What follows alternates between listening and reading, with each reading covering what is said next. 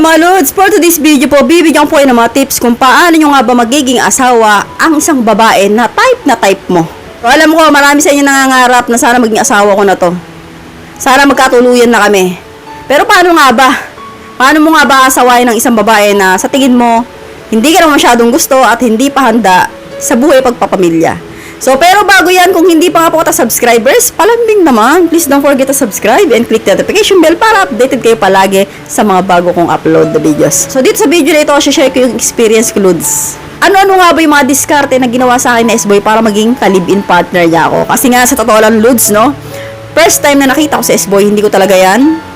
Inisip na magiging jowa ko yan kasi nga, bukod sa bata po sa akin yan, no, mas bata sa akin. Meron pa akong jowa noon na LDR, no, sa mga hindi nakakaalam dyan, yung Indian, no, alam niyo naman po siguro yan, no, kalat na kalat po yan sa mga intro ko.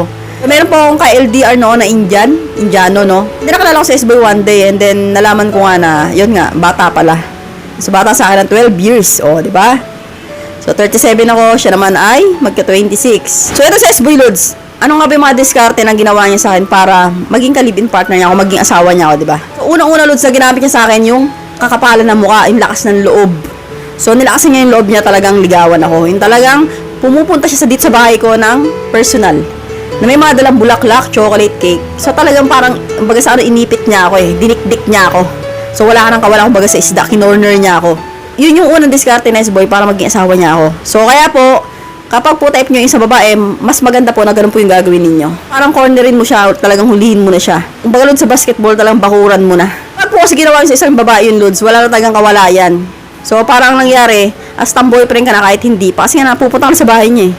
So, ang mangyayari niyan, Lods, sasagutin ka na ng babae kasi nga, nakikita niya na seryoso ka at interesado ka sa kanya. Tips number 2 mga Lods, no, eto nga yun nun. So, mas pinili niyang makilala yung mga magulang ko, yung mga kapatid ko, no. Talagang hinarap niya yun na dapat makilala ko sila, ipakilala mo ko. So, upang sa ganun, hindi na siya mailang na pabalik-balik dito sa bahay. So, pinakilala ko yan sa mga kapatid ko, magulang ko. Eto na, si S-Boy to. In-interview ng magulang ko, ilang taong ka na, bata pa pala. So, ako naman, nagdadalawang isip din ako na talagang tuluyan kasi nga bata pa. So, iniisip ko, baka immatured pa, diba? So, baka mamaya ako magdala ng relasyon. So, ayoko naman ng ganun. Gusto ko, yung magiging asawa ko ay mas ahead sa akin. Pero, ang nangyari, binigay ako sa mas bata. So, wala namang problema kasi nakikita ko naman sa S-Boy, medyo matured naman. So, meron minsan may pagkaisip bata pero ako na nagdadala. So, ako yung mas maraming karanasan sa pag-aasawa. So, ako yung nagdadala. So, sinasabi ko sa kanya na ayoko nito, ayoko niyan. So, sumusunod naman, nakikinig naman. Number 3, Lods, no, na tips para talaga makatuloy mo ng isang babae, buntisin mo. So, ako nabuntis kagad ako.